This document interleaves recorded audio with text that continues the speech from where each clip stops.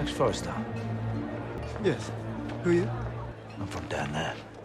I was actually just getting some drinks. Look, what the hell do you want? I think you should know how it feels to be down there.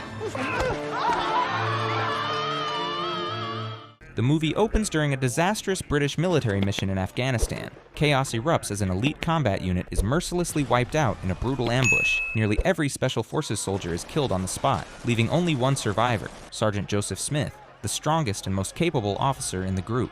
The horror of the massacre completely shatters him. Overwhelmed by trauma, Joseph loses control and begins firing his weapon wildly in every direction while carrying a woman named Sandra. When Joseph eventually returns home, his mental state continues to decline. He is diagnosed with a severe psychological disorder, but treatment fails to stabilize him. After Joseph escapes from the hospital, the doctors immediately notify the police of his disappearance. The story then jumps ahead 1 year. Joseph is now living on the streets, homeless and struggling to survive alongside his girlfriend, Isabelle. Shortly afterward, 2 local thugs arrive and begin shaking down the homeless people for money.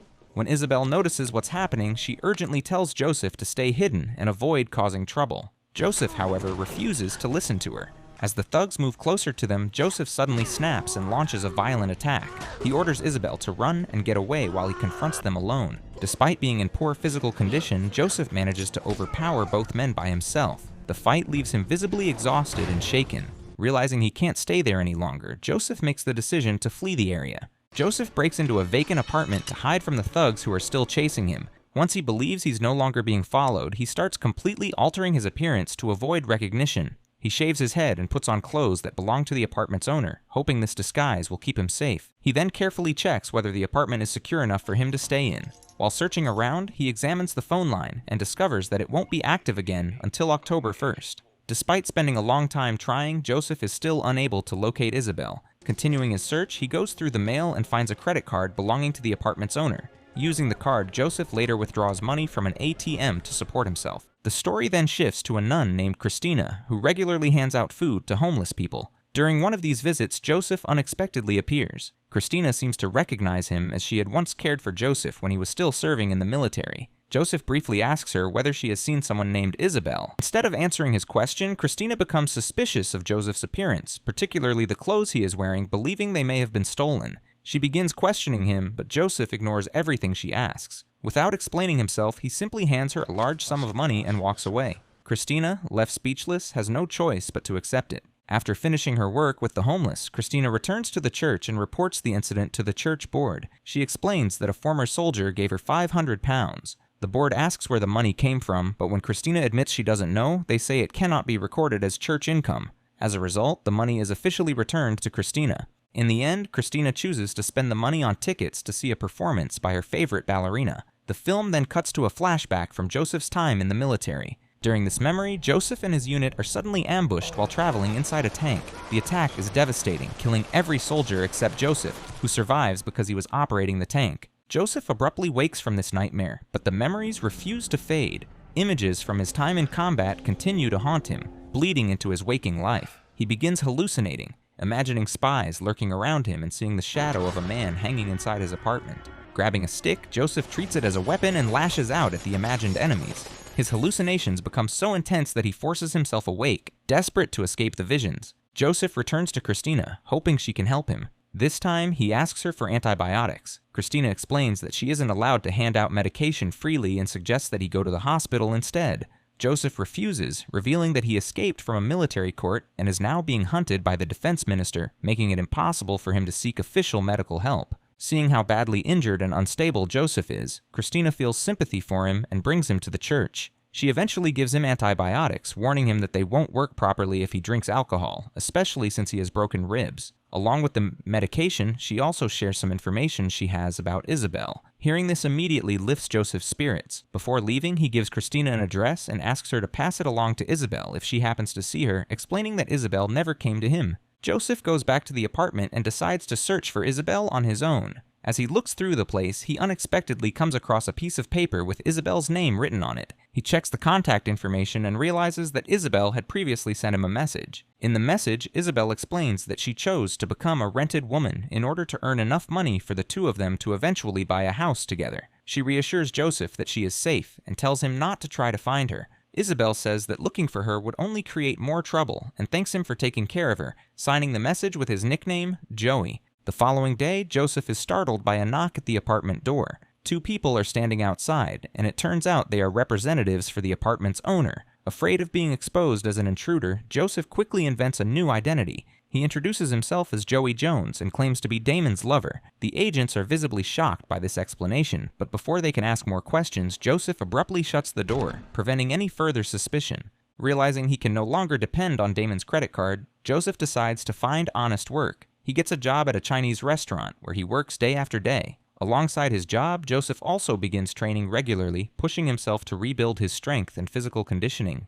One day, while working at the restaurant, Joseph encounters a rowdy and disruptive customer. Annoyed but calm, he politely asks them to leave. Initially, the group seems to comply, but as soon as they step outside, they start yelling at Joseph and aggressively challenge him to a fight. Joseph warns them that if they start fighting, they'll likely miss their train, but they ignore his words and attack immediately. Reacting quickly, Joseph blocks their initial strikes with ease. As the fight escalates, the group tries to assault him one by one, but Joseph effortlessly takes them all down. The display of his skill and strength leaves a strong impression on the restaurant owner, who begins to see Joseph as someone capable of handling tough situations. Following the fight, Joseph is summoned by his boss. One of the restaurant's security guards mentions that Joseph seems capable of handling the dirty work. Intrigued by Joseph's impressive physique and strength, the boss decides to assign him a new role as a debt collector. In this position, Joseph tracks down individuals who owe money to his boss. He does not hesitate to use violence when necessary, even resorting to lethal force if required. Thanks to this work, Joseph earns enough money to comfortably support himself. Using his newfound wealth, he orders a large number of pizzas to distribute to the homeless through Christina. She is shocked to receive such a massive order, having not placed it herself. The delivery driver explains that the payment came from someone named Joey Jones, Joseph's new alias. The scene shifts to Joseph out shopping for everyday items. While browsing, he unexpectedly runs into his ex-wife, Dawn.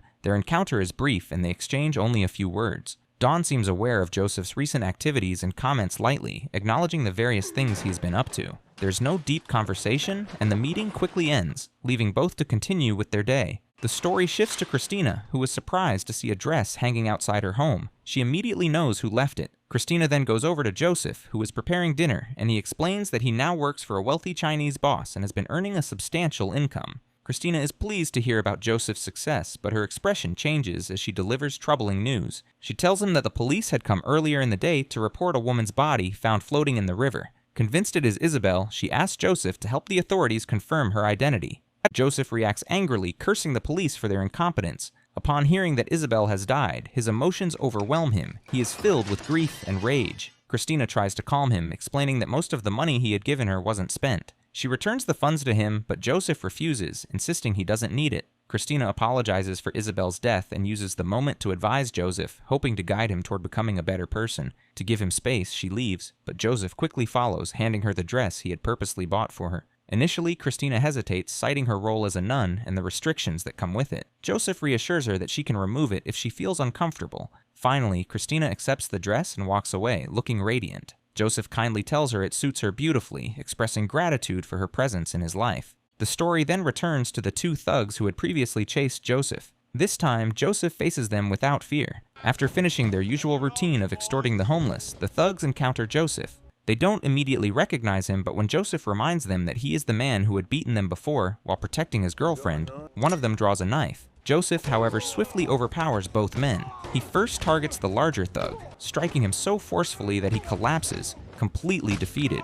Joseph then turns to the other thug and interrogates him about Isabelle's death. Initially, the thug refuses to answer, but when Joseph threatens him with a spoon, he relents. The thug reveals that Isabelle was killed by her own client. While he cannot give a name, we don't deal in names. He describes the man, approximately 30 years old with a distinctive wound near his eye. With this information in hand, Joseph leaves immediately, distributing money to the homeless who had been watching the confrontation. The story shifts to Christina receiving a letter from a colleague. She discovers that it is an invitation to attend an art exhibition. Upon opening it, she finds another note from Joseph. In the note, Joseph explains that he has crucial information regarding the man responsible for Isabelle's death. That evening, Christina chooses to wear the dress Joseph had given her and goes to the exhibition. She reunites with Joseph there, and they begin discussing Isabelle's murder. Joseph instructs Christina to inform the police that the culprit is a man around 30 years old with a facial wound. Christina carefully remembers and notes everything Joseph tells her. After providing all the information, the two spend the night together, reflecting on the events and the investigation. The next day, Joseph resumes his work as a debt collector. He approaches a man who owes money to Boss Choi. The debtor tries to avoid paying in cash, offering a check instead, but Joseph insists on receiving cash immediately. When gentle persuasion fails, Joseph resorts to intimidation. He crushes the man's hand until it nearly breaks, then takes possession of the suitcase containing the owed money. The man's sons watch silently, powerless to intervene. As Joseph prepares to leave, one of the sons attempts to resist. He draws a gun and demands the money back. Joseph remains calm and silent. Their mother pleads with the boy not to act, and he hesitates. Seizing the moment, Joseph fires a shot that injures the boy's arm, asserting control over the situation, then casually walks away. However, the police quickly receive a report about the incident and begin searching for Joseph, now known under the alias Jones. They even contact Christina, suspecting that Joseph has been visiting her regularly. Christina chooses to protect him and lies to the authorities. Later that night, she informs Joseph that the police are looking for him. Despite this, Joseph remains unfazed. His focus is entirely on locating Isabelle. The scene then shifts to Christina, who is addressing the church board. The members are taken aback when she announces her plan to volunteer in Africa. Meanwhile, Joseph meets with his boss and requests a meeting with the boss's superior, a highly influential woman often referred to as Madam. An intermediary translates Joseph's words for her. Joseph explains what he needs. He wants to locate a man in his 30s with a facial wound. Madam, aware of her own power and known for maintaining a strict blacklist of those who fail her, agrees to assist, but only if Joseph agrees to serve her in return. Joseph consents to the arrangement. Madam then assigns him a task. He must transport a container holding women who have been victims of illegal trafficking. She warns that the operation is dangerous, but insists it must be done carefully, as they maintain control over a secure facility. With the information in hand, Joseph moves toward the container he is tasked with delivering. Meanwhile, the story shifts to a man who had once been Isabelle's client. He is seen hiring another woman for his purposes. Once they are alone in the room, he asks her if she had informed anyone about him. The woman is confused by the question, but before she can respond, he violently attacks her. It becomes clear that this man is the same individual responsible for Isabelle's death. As the woman suffers, a colleague nearby hears her screams and attempts to identify the attacker. Upon examining his jacket, she discovers his name, Max. Meanwhile, Joseph successfully completes the delivery of the container and receives crucial information about the man he has been hunting, a letter revealing the name Max Forrester. The story then shifts to Christina, who receives a letter from Joseph inviting her to meet him at his apartment. They meet as planned. On the morning of October 1st, Damon, the rightful owner of the apartment, returns home. Excited, he unlocks the door, only to find that the double lock is still engaged. Peering through the peephole, he sees a woman sitting inside. Damon shouts at her, and it turns out to be Christina, who is there with Joseph. Hearing the commotion, Joseph quickly pulls Christina away, leaving Damon's apartment before he can investigate further. That evening, Joseph visits the home of his ex-wife. By chance, his daughter answers the door. He introduces himself warmly and gives her several gifts. When Dawn arrives, she notices a suitcase filled with a substantial amount of money. Later, Joseph attends an event where Max Forrester is present. At the same time, Christina enjoys a concert featuring her favorite ballerinas. After observing Max, Joseph seizes the opportunity to approach him. He engages Max in small talk, but when Max questions Joseph's identity, Joseph forcefully pushes him to the edge of a building and warns, "Once in a while, you should look down there." He then drops Max from the height. Witnesses of the incident panic, but Joseph quickly fires his gun to control the crowd. Following this, Joseph goes to the theater and rests outside while waiting for the performance to end. When the show concludes, Christina finds him. They spend time together discussing Joseph's past and his desire to change and become a better man. The next day, Christina departs for Africa. Before leaving, Joseph gives her a letter containing his photographs and a note explaining that after completing his mission against the criminals, he plans to vanish into the city. And that is how it ended. Make sure to like and subscribe for more videos like this, and you can find this movie in the description below or our comments section. Thanks for watching.